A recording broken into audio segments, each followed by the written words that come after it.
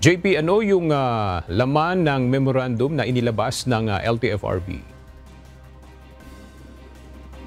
Aga, batay doon sa memorandum circular na inilabas ng Land Transportation Franchising and Regulatory Board o LTFRB, yung mga traditional na jeep na merong individual na operator at nakapasok sa consolidation ay may extend ang kanilang provisional authority hanggang sa katapusan ng 2025.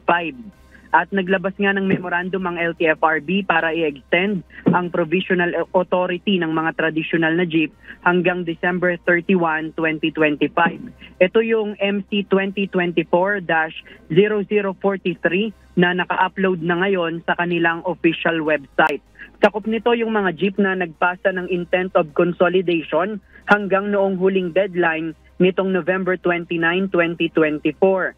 Kasama sa paliwanag ng LTFRB sa memorandum na kailangang i-extend ang PA dahil sa dami ng mga papeles na kailangang i-review ng ahensya mula sa kanilang central office at regional offices.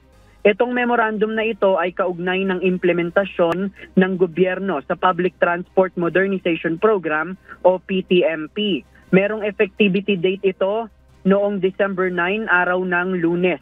Pirmado ito ni LTFRB Chairman Chofilo Guadis III, Board Member Engineer Isagani Victorio, Board Member Attorney Joshua Viray, at Executive Director Attorney Robert Peig. Ayon naman sa Transport Group na Manibela, nangangahulugan ito na palpak ang ginawang consolidation dahil kulang umano ang masasakyan ng mga commuter.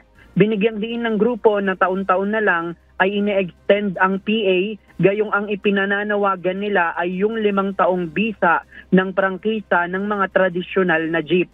Ayon naman sa Transport Group na Piston, hindi lang nila maamin ng LTFRB na palpak talaga ang programa, kaya naglalabas nila ng mga solusyon na pangtapal lang.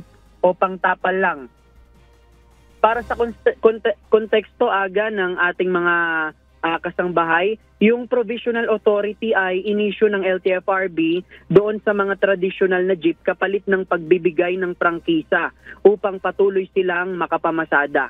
Ito yung sistema na nakapaloob doon sa implementasyon ng modernization program. Yan muna ang ating latest live. Balik sa'yo, Aga. Maraming salamat, JP Nunez.